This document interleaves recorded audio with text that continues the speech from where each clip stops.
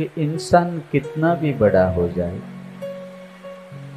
कितनी भी व्यवस्था कर ले और कितनी भी टेक्नोलॉजी बसा ले और कुछ भी कर ले, ईश्वर की शक्ति के पास हर व्यक्ति एकदम कंगाल है। आभना थांबला रोज उभा रहे, वायुनो वींजणो रोज हाल्या करे, आ उदय ने अस्तना दोरडा उपरे नट बनी रोज विराजमाणे। भागती भागती भागती भागती आ पड़ी जती पण रात सूर्य ने हाथ नव आवे। आ कर्मवादी बधा कर्म करता रहे, एहोने ઊંઘવું કેમ ફાવે।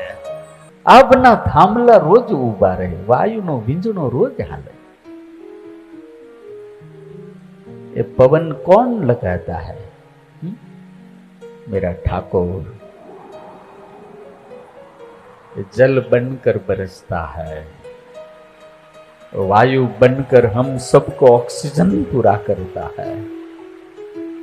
मेरे हाथ में कुछ नहीं है, सब कुछ ठाकुर ने दिया हुआ है, सब कुछ।